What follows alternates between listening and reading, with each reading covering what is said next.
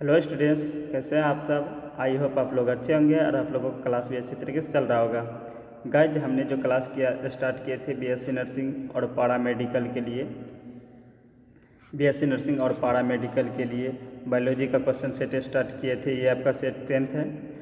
ये सारा MCQ test होने वाले हैं। आप लोगों से एक छोटी सी रिक्वेस्ट है, अगर आप हमारे चैनल पे नए हैं या पहली बार आए हैं तो चैनल को सब्सक्राइब कर लीजिए, अपने दोस्तों के साथ शेयर कर लीजिए। लास्ट में आपसे एक क्वेश्चन पूछा जाएगा जिसका आंसर आप लोगों को कमेंट बॉक्स में देना है, ठीक है। तो चलिए करते हैं आज के सेशन को स्टार्ट। तो ये रहा आपके सामने पहला क्वेश्चन क्या पूछा जा रहा है। प्रथम पूर्णयोगज डीएनए बनाने के लिए, ठीक है, प्रथम पूर्णयोगज डीएनए बनाने के लिए प्रयुक्त प्लाज्मिड को किस जीवाणु से पृथक किया गया था। यह आपको बताना है। प्रथम पूर्णयोगज डीएनए बनाने के लिए प्रयुक्त प्लाज्मिड को किस जीवाणु से पृथक किया गया था। देखिए, प्रथम पूर्णयोगज डीएनए क्या था। सबसे पहले जेनेटिक इंजीनियरिंग में, ठीक है, किसमें, जेनेटिक इंजीनियरिंग में, जिसको हम लोग अनुवांशिकी अभियांत्रिकी भी कहते हैं हिंदी में, उसमें जो है ना कुछ डीएनए की अलग डीएनए की ज़रूरत होता है। तो वो डीएनए कहाँ से पहली बार पृथक किया गया था और ये प्लाज्मिड क्या होता है यहाँ पे, है ना। आपको पता होगा कि बैक्टीरिया में मेन डीएनए के अतिरिक्त सर्कुलर टाइप का जो है अतिरिक्त डीएनए भी होते हैं जिसको हम लोग प्लाज्मिड कहते हैं, ठीक है, प्लाज्मिड कहते हैं। वही प्लाज्मिड का प्रयोग किसमें किया जाता है, जेनेटिक इंजीनियरिंग में, यानी कि जीन अभियांत्रिकी में किया जाता है, ठीक है, अनुवांशिकी अभियांत्रिकी में किया जाता है। तो वही में जो है प्रथम पूर्णयोगज डीएनए बनाने के लिए किस प्लाज्मिड को किस जीवाणु से अलग किया गया था। तो ये आपका राइट आंसर हो जाएगा इकोलाई से, ठीक है, इकोलाई से प्राप्त किया गया था, याद रखिएगा। एग्रोबैक्टीरियम का भी प्रयोग जेनेटिक इंजीनियरिंग में, यानी कि जीन अनुवांशिक अभियांत्रिकी में किया जाता है, लेकिन प्रथम बार जो किया गया था इकोलाई से किया गया था, ठीक है, याद रखिएगा। ऑप्शन नंबर ए इसका करेक्ट आंसर होगा। चलिए बढ़ते हैं आगे, अगले प्रश्न को देखते हैं। अगला क्वेश्चन है प्रथम पूर्णयोगज डीएनए का निर्माण किसने किया था। अभी हमने क्या देखे थे, प्रथम पूर्णयोगज डीएनए का निर्माण जो है कहाँ से प्राप्त किया गया था, इकोलाई से। कहाँ से प्राप्त किया गया था, इकोलाई, एक प्रकार का जीवाणु होता है इकोलाई, इससे प्राप्त किया गया था, ठीक है। लेकिन यहाँ किसने किया था ये आपसे क्वेश्चन पूछा जा रहा है। ऑप्शन है आपका Stanley Cohen, Herbert Boyer, Temin तथा बाल्टीमोर, विकल्प ए तथा बी। क्या होगा राइट आंसर। तो याद रखिएगा इसका जो करेक्ट आंसर होने वाला है ऑप्शन नंबर डी, ठीक है। स्टेनले कोहन तथा हर्बर्ट बोयर ने दोनों ने, है ना, इस प्रकार किया था प्रथम डीएनए पूर्णयोगज, यानी कि प्रथम पूर्णयोगज डीएनए बनाने के लिए, ठीक है। चलिए बढ़ते हैं आगे। अगला क्वेश्चन है पौधों में आनुवांशिक अभियांत्रिकी हेतु, जिसको हम लोग इंग्लिश में कहते हैं जेनेटिक इंजीनियरिंग, उसके लिए कौन सा जो है जीवाणु का प्रयोग किया जाता है ज़्यादातर। पौधों के आनुवांशिक अभियांत्रिकी हेतु यानी जेनेटिक इंजीनियरिंग हेतु जो है प्रयुक्त होने वाले जीवाणु हैं, कौन सा है, एग्रोबैक्टीरियम, बेसिलस, सूडोमोनास, क्लोस्ट्रिडियम। तो याद रखिएगा इसका जो करेक्ट आंसर होगा वो हो जाएगा आपका option number A, agrobacterium. Agrobacterium का जेनेटिक इंजीनियरिंग में सबसे ज़्यादा प्रयोग किया जाता है। इकोलाई का भी किया जाता है, एग्रोबैक्टीरियम में, पौधे में सबसे ज़्यादा किया जाता है एग्रोबैक्टीरियम, ठीक है, याद रखिएगा। चलिए बढ़ते हैं आगे। अगला प्रश्न है, निम्न में कौन डीएनए को विशिष्ट स्थलों से काटता है। निम्न में कौन जो है डीएनए को विशिष्ट स्थलों से काटता है। मान लिया जाए ये आपका जो है क्या है, डीएनए का है, ठीक है, ये क्या है आपका डीएनए है। यही पूछा जा रहा है कि ये डीएनए को जो काटता है कौन विशिष्ट स्थलों से काटता है। ऑप्शन है आपका इकोलाई प्रतिबंध एंजाइम, एक्सोन्यूक्लियेज, लाइगेज, एल्कलाइन फॉस्फेट। तो याद रखिएगा इसका जो करेक्ट आंसर होगा ऑप्शन नंबर ए, यानी कि इकोलाई प्रतिबंध एंजाइम, ठीक है, क्या है, इकोलाई प्रतिबंध एंजाइम। इसी को हम लोग प्रतिबंध एंडोन्यूक्लियेज भी कहते हैं। क्या कहते हैं हम लोग, प्रतिबंध एंडोन्यूक्लियेज एंजाइम भी कहा जाता है। इसी को हम लोग क्या कहते हैं, रिस्ट्रिक्शन एंडोन्यूक्लियेज भी कहते हैं, ठीक है, याद रखिएगा। इन दोनों का और भी नाम है, इस एंजाइम का और भी नाम क्या है, रिस्ट्रिक्शन एंडोन्यूक्लियेज एंजाइम या फिर प्रतिबंध एंडोन्यूक्लियेज एंजाइम, और इकोलाई प्रतिबंध एंजाइम इन्हीं का नाम है, ठीक है, याद रखिएगा। ऑप्शन नंबर ए इसका करेक्ट होगा। क्वेश्चन का ऑप्शन नंबर बी में है एक्सो न्यूक्लियज, ये साइड से कट लगाने के लिए, ठीक है, ये साइड से डीएनए के साइड से कट लगाने के लिए एक्सो न्यूक्लियज का प्रयोग किया जाता है। लाइगेज एंजाइम डीएनए के खंडों को ज्वाइंट करने के लिए लाइगेज एंजाइम प्रयुक्त होता है, ठीक है। एल्कालाइन फॉस्फेट जो है इसका खंड का टुकड़ा होता है। चलिए बढ़ते हैं आगे, अगला प्रश्न देखते हैं। अगला प्रश्न है जीन प्रतिलिपिकरण के समय किसे जीन टैक्सी कहा जाता है। जब जीन का प्रतिलिपिकरण होते हैं जिसको हम लोग कहते हैं डीएनए रिप्लिकेशन, ठीक है, जब उसका प्रतिकरण होता है तो उसके समय कौन जीन टैक्सी का काम करता है, ये आपको बताना है। ऑप्शन है आपका टीका, प्लाज्मिड, जीवाणु, प्रोटोजोआ। तो याद रखिएगा इसका जो करेक्ट आंसर होगा ऑप्शन नंबर बी, प्लाज्मिड का प्रयोग किया जाता है, ठीक है। जीन प्रतिलिपिकरण के समय इसे जो जीन टैक्सी का काम करता है वो आपका प्लाज्मिड, ठीक है, याद रखिएगा। चलिए बढ़ते हैं आगे। यहाँ से एक क्वेश्चन मिसिंग हो गए हैं गाइज, लास्ट में इसका जो है क्वेश्चन बताएंगे 7 नंबर का। अगला प्रश्न देखते हैं। अगला प्रश्न है निम्न में से किसके उपचार द्वारा प्रोटीन को हटाया जाता है। नहीं, प्रोटीन को हटाने के लिए यानी प्रोटीन को तोड़ने उड़ने के लिए किसका प्रयोग किया जाता है। राइबोन्यूक्लियेज, काइटिनेज, सेल्यूलोज या प्रोटीएज। तो याद रखिएगा इसका जो करेक्ट सीधा आंसर हो जाएगा प्रोटीएज एंजाइम को प्रोटीन को तोड़ने के लिए किया जाता है, यानी कि उसको हटाने के लिए किया जाता है, ठीक है, याद रखिएगा। सेल्यूलेज का जो एंजाइम है यह सेल्यूलोजन के पाचन में सहायता करता है।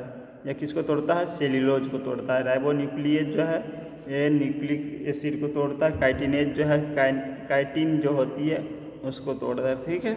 चलिए बढ़ते हैं आगे, अगला प्रश्न को देखते हैं। अगला प्रश्न है आपका निम्न में किस एक का जीवन चक्र अगुणित प्रकार का होता है। निम्न में किस एक का जीवन चक्र कैसा होता है, अगुणित प्रकार का होता है। ऑप्शन आपका गेहूँ, प्यूनेरिया, पॉलीट्राइकम, ऑस्ट्रिलागो। क्या होगा राइट आंसर। निम्न में किस एक का जीवन चक्र जो है अगुणित प्रकार का होता है। ऐसे तो इसका करेक्ट आंसर हो जाएगा आपका ऑस्ट्रिलागो, ठीक है, ऑस्ट्रिलागो जो इसका करेक्ट आंसर होगा ऑस्ट्रिलागो। गाइज ऑस्ट्रिलागो है क्या, ऑस्ट्रिलागो क्या है, और याद रखिएगा ऑस्ट्रिलागो जो है एक प्रकार का होगा फंगस, ठीक है, क्या होता है, फंगस होता है जिसको हम लोग हिंदी में कवक कहते हैं, ठीक है, एक प्रकार का क्या है, कवक है। इसका चित्र ये जो है ना हमारे जो फसल होते हैं उसको नष्ट करता है। ऑस्ट्रिलागो नामक फंगस जो होते हैं हमारे फसलों को नष्ट करते हैं, जैसे मक्के हो गया, गेहूँ हो गया। अभी हम आपको इस चित्र दिखाते हैं, देखिए ये है आपका ऑस्ट्रिलागो, ठीक है। ये सारी जो हरे कलर से या फिर जो हम रेड कलर से डिनोट करते हैं, ये हो गया, ये हो गया, ये हो गया, ठीक है, ये सारे क्या हैं, ऑस्ट्रिलागो हैं। ये क्या होते हैं, एक प्रकार का कवक होते हैं। अभी ही बताए हमने ये एक प्रकार का क्या है, कवक है, जो क्या करता है, फसलों को नष्ट करता है। देख रहे हैं ये कॉर्न है, यानी कि मक्की की खेत में जब मक्के को क्या कर रहा है, ख़राब कर रहा है, ठीक है। ये गेहूं में भी लगते हैं, ऐसा बात नहीं गेहूं में नहीं लगते, गेहूं में भी लगते हैं, ठीक है।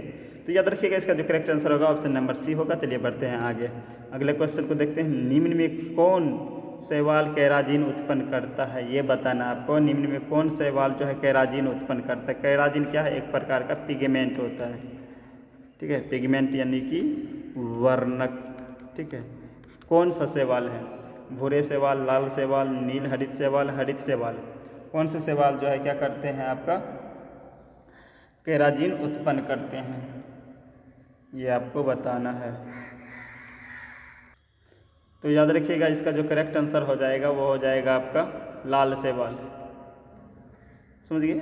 इसका करेक्ट आंसर होगा लाल शैवाल। लाल शैवाल क्या करता है, आपका केराजिन उत्पन्न करता है। अच्छा, लाल शैवाल लाल क्यों होता है, ये क्वेश्चन पूछ लिया जाता है।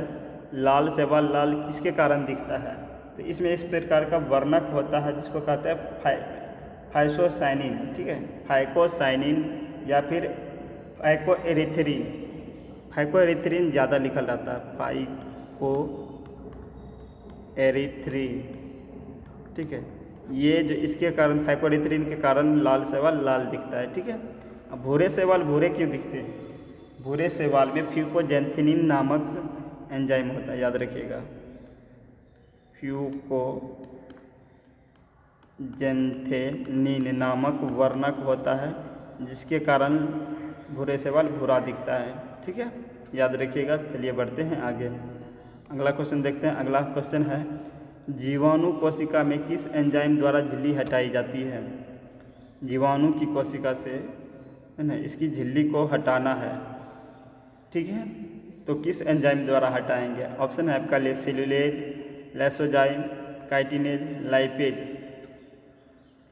क्या होगा राइट आंसर? याद रखिएगा, इसका जो करेक्ट आंसर होगा ऑप्शन नंबर बी होगा, लाइसोजाइम। लाइसोजाइम एंजाइम द्वारा क्या होता है, जीवाणु के झिल्ली को हटाए जाते हैं। ठीक है, याद रखिएगा। और ऑप्शन एम है सेल्यूलेज। देखिए सेल्यूलेज क्या करता है, सेल्यूलोज के पाचन में सहायता करते हैं। आपको पता होगा सेल्यूलोज जो होता है पादप कोशिका के जो कोशिका भित्ति बनी होती है, किसकी बनी होती है? सेल्यूलोज की बनी होती है। तो उसके पाचन में या फिर उसके विघटन में कौन मदद करता है? सेल्यूलेज। ठीक है, याद रखिएगा। चलिए बढ़ते हैं आगे, अगला प्रश्न है, जेमी किस में पाए जाते हैं? जेमी किस में पाए जाते हैं? अच्छा, जेमी क्या है? जेमी एक प्रकार का अलैंगिक जनन का प्रकार है। ठीक है, क्या है? अलैंगिक जनन का प्रकार है। ठीक है, अलैंगिक जनन का प्रकार है जेमी। ठीक है, इसमें क्या बनते हैं, किसी भी जीव में एक जेमी धानी बनते हैं। ठीक है, जिससे जीव उत्पन्न लेते हैं। ऑप्शन है आपका टेरिडोफाइटा में, कुछ अनावृत्तियों में, कुछ लिवर्ट में, माउस में। ठीक है, तो क्या होगा राइट आंसर? किस में जेमी धानी बनते हैं? तो याद रखिएगा, इसका करेक्ट आंसर होगा ऑप्शन नंबर सी, लिवर्ट में, कुछ लिवर्ट में। लिवर्ट क्या होता है? लिवर्ट जो होता है ब्रायोफाइटा होता है। ठीक है, ब्रायोफाइटा का पादप होता है, जो कीचड़ में पाए जाते हैं, दलदली वाले जगहों पे पाए उगते हैं। और उगने के कारण वहाँ पे जब सूखते हैं ये लिवर्ट ठीक है, लिवर्ट क्या होते हैं? याद रखिएगा, ब्रायोफाइटा होते हैं। ठीक है, याद रखिएगा। इस क्वेश्चन का राइट आंसर हो जाएगा ऑप्शन नंबर सी। ठीक है, चलिए बढ़ते हैं आगे, अगला क्वेश्चन देखते हैं। अगला क्वेश्चन है आपका, निम्न में से कौन सा युग्म एक कोशिकीय शैवालों का है? कौन सा युग्म जो है एक कोशिकीय शैवालों का है, ये आपको बताना है। ये सारा का सारा शैवाल है। ठीक है, आप में इसमें बताना है कि कौन सा एक कोशिकीय शैवाल का जो है युग्म है।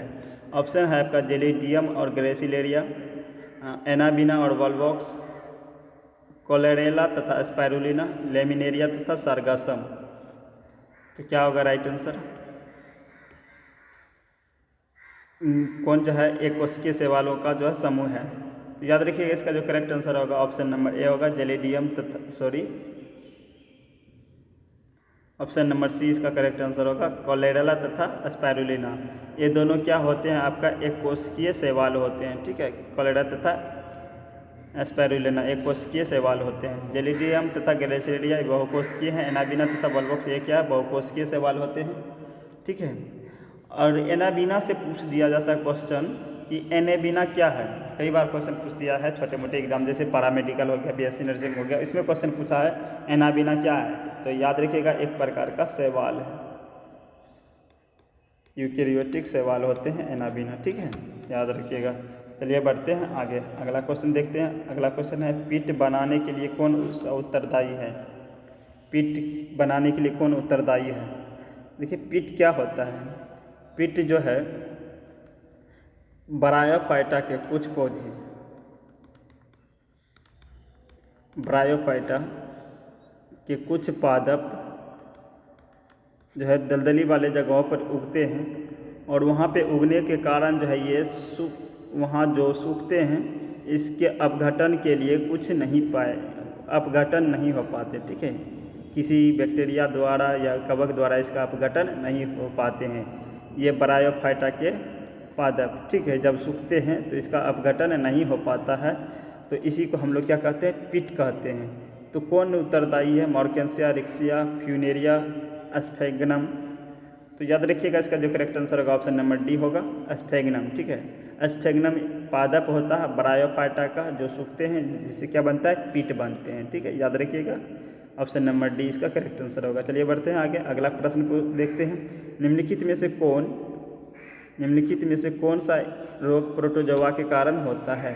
कौन सा रोग जो है प्रोटोजोआ के कारण होता है? Influenza, babesiosis, blastomycosis, syphilis. यहाँ पे बताना है कौन सा रोग जो है किसके कारण, प्रोटोजोआ के कारण होता है, ये आपको बताना है। तो याद रखिएगा इसका जो करेक्ट आंसर होगा ऑप्शन नंबर बी होगा। ठीक है, बेबियोसिस बीमारी जो होता है किसके कारण होता है? प्रोटोजोआ के कारण होता है। ठीक है, जिसमें रेड ब्लड सेल आरबीसी जो है आपका, जिसको हम लोग रेड ब्लड सेल कहते हैं, ये आपका इफेक्ट होता है यानी संक्रमित होता है प्रोटोजोआ से। ठीक है,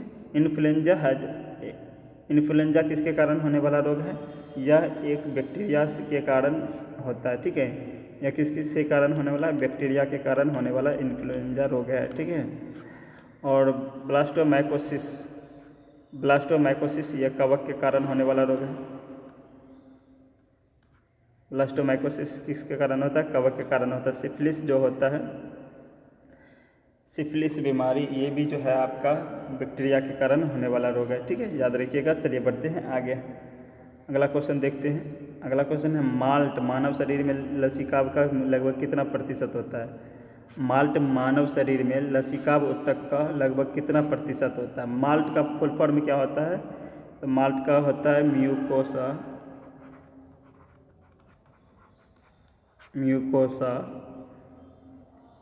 एसोसिएटेड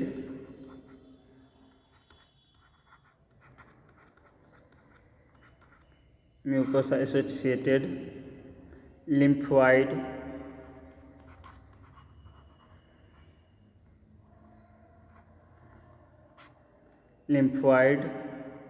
टिश्यू,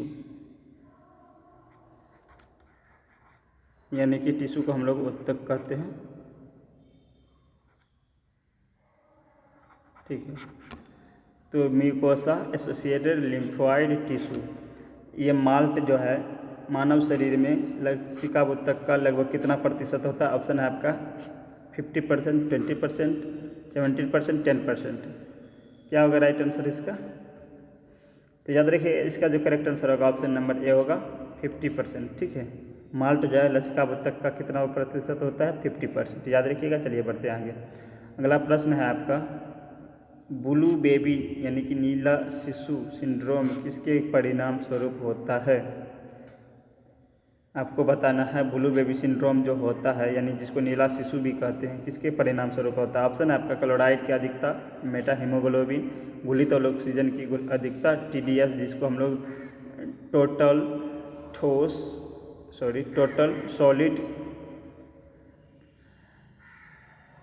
डिसऑर्डर कहते हैं, यानी कि पूर्ण घुलित ठोस पदार्थ, किसके कारण होगा ब्लू बेबी सिंड्रोम, ये आपको बताना है। तो याद रखिएगा इसका जो करेक्ट आंसर होगा ऑप्शन नंबर बी होगा, मेटा हीमोग्लोबिन। ठीक है, मेटा हीमोग्लोबिन कब बनता है? आपके पास हीमोग्लोबिन में, पता है आपको, हीमोग्लोबिन में दो चीज़ रहता है, हीम और आयरन होता है। ठीक है, आयरन भी होता है यानी कि लोहा भी होता है। हीमोग्लोबिन में किसकी मात्रा पाई जाती है? लोहा की। और ये जो लोहा रहती है +2 की रहती है, F+2 की रहती है।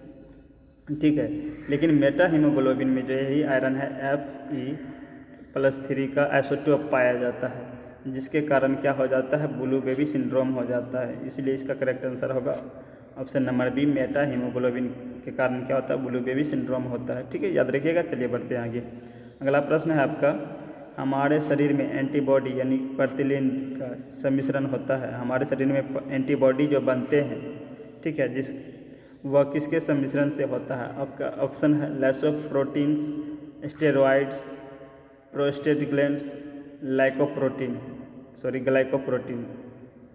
क्या होगा राइट आंसर कि एंटीबॉडी के सम्मिश्रण से किसके सम्मिश्रण से बनता है? तो याद रखिएगा इसका करेक्ट आंसर होगा ऑप्शन नंबर डी। ठीक है, ग्लाइकोप्रोटीन से के सम्मिश्रण से हमारा क्या बनता है? एंटीबॉडी का निर्माण होता है। अगले प्रश्न को देखते हैं। अगला प्रश्न है विडाल टेस्ट किसकी पहचान की जाती है? विडाल टेस्ट के द्वारा जो है किसकी पहचान की जाती है? कौन से रोग की? मलेरिया की, मधुमेह की, HIV या टाइफाइड ज्वर की?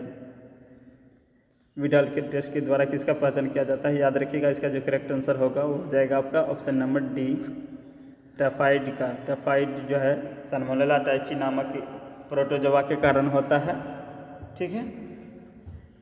और यह जो होता है विडाल टेस्ट इसके लिए किया जाता है, ठीक है। और HIV या एड्स के लिए एलिसा चेक किया जाता है, याद रखिएगा एलिसा टेस्ट किसके लिए किया जाता है? HIV के लिए, ठीक है, याद रखिएगा। चलिए बढ़ते हैं आगे। अगला क्वेश्चन है, यही क्वेश्चन था गाइज जो 7 नंबर का था, ठीक है। ये क्वेश्चन जो है आपका 7 नंबर का क्वेश्चन है।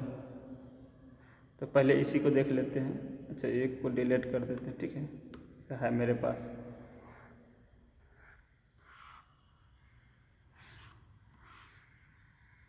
इसका बहुत सारा प्रतिलिपि बन गया था।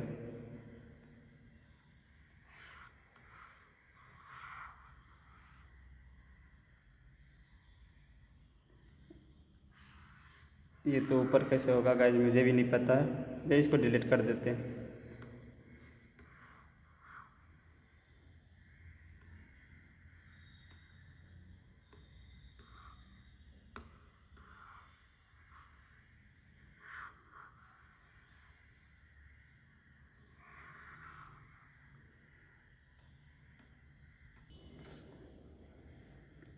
ये लास्ट क्वेश्चन है गाइज इस वीडियो का।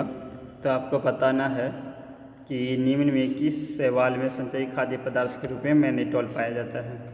किस खाद्य पदार्थ के रूप में जो है, किस शैवाल में जो खाद्य पदार्थ के रूप में क्या पाया जाता है? मैनिटोल पाया जाता है। ये आपको बताना है। ऑप्शन है आपका ग्लेसिरेलिया, वोल्वॉक्स, यूलेथ्रिक्स, एक्टोकार्पस। किसमें जो है खाद्य पदार्थ के रूप में क्या पाया जाता है? आपका मैनिटोल पाया जाता है। किस शैवाल में पाया जाता है ये आपको बताना है। तो याद रखिएगा, इसका जो करेक्ट आंसर होगा हो जाएगा आपका ग्लेसिरेलिया, ठीक है। ग्लेसिरेलिया ऑप्शन नंबर ए जो है करेक्ट आंसर होगा। ग्लेसिरेलिया में संचयी खाद्य पदार्थ के रूप में क्या पाया जाता है? मैनिटोल पाया जाता है, ठीक है। और इसमें कौन सा एंजाइम पाया जाता है? सोडियम वर्णक पाया जाता है। ये क्या होते हैं? लाल शैवाल होते हैं। ग्लेसिरेलिया लाल शैवाल है, ठीक है। ये लाल शैवाल होते हैं और इसमें क्या पाया जाता है? फाइकोइनोलिन बताए थे, ठीक है। हेलो फ्रेंड्स, ये थे हमारा इसका लास्ट प्रश्न। आई होप आपको क्लास अच्छा लगा होगा। क्लास अच्छा लगा हो तो वीडियो को लाइक शेयर और चैनल को सब्सक्राइब जरूर कर लीजिएगा। कमेंट कीजिए आपको क्लास कैसा लगा।